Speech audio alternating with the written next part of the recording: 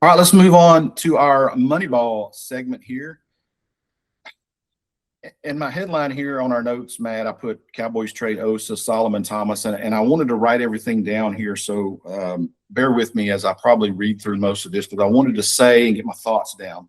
Yeah. And so I'm going to be reading what I wrote, which is always works best for me. But I started out yesterday wanting to focus on this trade, these two trades that the Cowboys made. And, the more I've thought about it over the last 12 hours and slept on it, from a football standpoint, these are probably not bad trades. The Cowboys needed cap space. They got cap space by trading Osa, who was obviously the odd man out under the new defensive coordinator. They got a third-round pick, which they didn't have, so now they actually have at least something to build on day 2 of the NFL draft. Solomon Thomas, he was a good guy in the clubhouse, and he moved on, but that's really not a big loss. But here's what I'm going to say, and this has kind of been the frustration of mine this week, and I just wanted to put it in writing, and so bear with me here as I go through this. But this is what I wrote. I don't know what else to say about this front office that I haven't already said. Yeah. It's kind of redundant at this point. I do not know why they absolutely refuse to do business the way 100% of the other teams in the NFC have done, at least in the last 30 years. I don't understand why they have to think they're standing on an island out there. The arrogance, the lack of urgency, the complete disdain these moves show to one of the most loyal, long-suffering fan bases, right, in all of sports is beyond my grasp. I'm at a loss, and I'm typically not at a loss for words. You should know that by now. Yeah. Jerry Jones once fired the best coach he's ever hired because Jimmy Johnson got too much credit for building a roster that won 3 Super Bowls in a 4-year span. I do remember that. Okay. And there is a generation now that doesn't. The underlying reason for that was the tension that had built up over who should get credit for building that roster. After the last 30 years, 3 decades in which the Cowboys haven't even sniffed a conference championship game, much less the Super Bowl, are there any doubts at all that Jimmy was the reason why those 3 Lombardi trophies now sit in Jerry's trophy case there at the Star? He's had words like all in, bust the budget, and win now. But those are just all buzzwords uttered every February in an effort to rally the long-suffering fan base I mentioned earlier of a once proud franchise. It is a successful franchise if you consider being the most valuable in the world successful. But where it really matters to us fans, that's the championships. Well, they are the worst in the NFC over the last 30 years. There's no doubting that. The numbers say that. Yeah. For some reason, they believe they are doing something right. They say let everyone else scramble for the best free agents. We like our guys. Let everyone else be active and be relevant in the offseason. We like our guys. For 30 years, Jerry Jones has surrounded himself with people who think they are Jimmy Johnson, but in reality, sadly, they are chasing the ghost of those 3 Super Bowls. They are no closer to winning another title than the day before Jimmy walked in the door with Jerry. And the only one left of that duo is the owner, who has watched it all disintegrate under his watch, while he has indeed also watched his bank account explode. Good for Jerry, right? Good for Jerry. He's worth about $13 billion now, but I'm tired. I'm tired of hope springing eternal only to end up crashing to hell in the fall. Jerry has lost his nerve in his old age, and it's making me lose my mind, Matt. The man who likes to refer to himself as the gambler has walked away from the table and pocketed everything. And every spring, it appears as though he's done playing. And just like the spring, the fall follows suit, the same way it has for 30 long years and counting. And that's the latest update from America's team here from the Press Box on the Right Team podcast. Did I get everything in that you think I probably should say? I think you did. Would love for that to be kind of broadcasted worldwide over the Cowboy Nation. The only thing that I would add is you said the gamblers walked away from the table with all the money. The problem was he thought he was beating the rest of the league, but in fact, the people he beat at the table were the Cowboy fans. Exactly. Yeah, we're the losers, right? Yep. And look, I do realize these things, particularly this time of year, can change quickly. And I'll be the first one to get on here and apologize for if anybody thought that was too strong. That was more of a compilation of 30 years of plus of frustration. And you said it at the very beginning of our podcast. You were not on board. I was still drinking the Kool-Aid last season a bit. But, I don't understand. Their way is not working. It's the old adage of, what's the definition of insanity, guys? Yep. You just keep trying to do the same things and expecting different results. Yep. It doesn't work. They don't have the people in place to make it work. So I would be trying to copy the way someone else is doing stuff. Everybody says, oh, all this stuff that happened yesterday and moving guys around, that's part of, installing this new. I don't buy that. I don't buy that, guys, because we did this exact same thing about 20 years ago when Bill Parcells came on and shifted to a 3-4. We brought in all this personnel, and how many Super Bowls and NFC Championship games have we been to since then? Yep. The faces change, but the one who's sitting in the owner's box doesn't. And until that happens, again,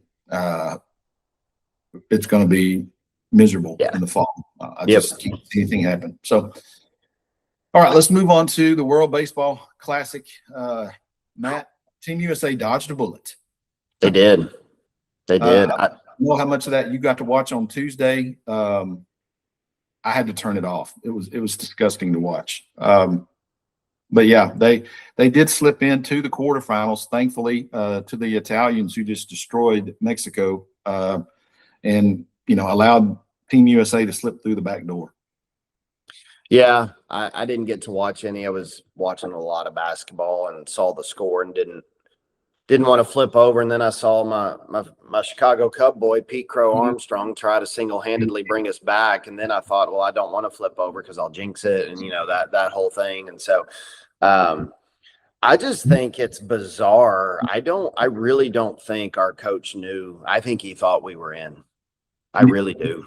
He coached and the roster, the lineup he put out there was like he thought we were already in, and that's bizarre to me. I go back to my days, in travel baseball, and it was uncanny to me. My brother-in-law, who Monty Meisner, Styles Electric, by the way,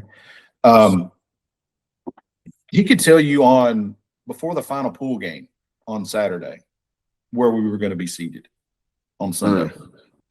I mean, travel ball coaches know that kind of stuff. Yeah. Right? And who they need to beat, where they're going to be where they want to be on the bracket on Sunday. It's mind-boggling to me that the coach of Team USA in the World Baseball Classic doesn't know if his team is in or not. And on top of all of that, he doesn't know. And then he throws out the lineup he did because he didn't know, and no one was there to tell him. On Tuesday. That may have been the most embarrassing 24 hours ever in American baseball the other night. And for some reason, better win the thing now. You better win the thing. Yeah. For some reason, the baseball gods, little G, have shined down on them and given them another chance. And ironically, how's about this? In the quarterfinals, who are they playing? Canada, who just 2 weeks ago, squared off in their sport against us. And they're not bad. They're not a bad baseball team. And so, is this going to be Canada's revenge, taking our sport away from us? I do hope our guys are ready to play, man. And that's the thing. I just don't think they're in the right frame of mind for some reason. They certainly weren't after the game against Mexico. They went hard, not at all. And it showed. But as you said, maybe that just means that fate is on our side and we're going to win it all now. We'll see. They've made it a lot harder than it needed to be, for sure. They have. That game takes place at 7:00 tomorrow there at Dakin Park in Houston, USA and Canada, an Olympic rematch, so to speak. That's right. And I wanted to get your thoughts on this because I didn't get to talk to you yesterday. What were your thoughts on Bam Adebayo's night Tuesday? I mean, I was at a baseball game covering it, but the Marshall baseball game, and so I got the notification that he had reached 60 points, and I went and looked, and I was like, wow, this is still fairly early in the game. Look, it was obvious that he reached a point and it was evident that he could get there. So Miami tried to get him there. I don't think Miami's going to hide that point. The other team was triple teaming him and he was still somehow like evading them and, like getting fouls. And I talked to my son who had a friend who watched most of the game and he was like, well, the thing is, they were triple teaming him and he was just driving at them, but they were all fouls. Like they were legitimate fouls. And so, I mean, like, look, there's people, purists that love Kobe that are going to be like, this tarnishes Kobe was jacking the ball up in that game when he scored 81. Let's not pretend that it all happened in the flow of the game. Okay. Yeah. But at the end of the day, I think legitimately Bam reached 60. Legitimately. Look, if you have a 60-point game in the NBA, legitimately, like it's not everybody just like not an all-star game. I don't care if it's 60 or if it's 83, it's all really impressive. So yeah, I get there's some questions about it, but I thought it was pretty impressive, especially for a guy who's known as a defense first guy. Yeah, I go back to college days of sitting at the table and working and hearing some things on the court. You've never lived until you've been at that vantage point, hearing the back and forth between players and coaches and referees up close. You hear from the crowd, the foul count. They like to yell out the foul count to a ref. And I saw a ref one time, I'll never forget this. He turned around to the crowd, which he shouldn't have done, and he said, "Quit fouling."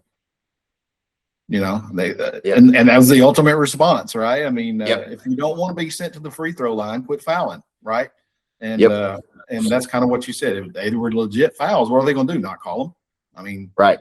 The guy shot 43 free throws. Stop fouling, right? Exactly. So, anyway, just wanted to get your take on that with your basketball knowledge.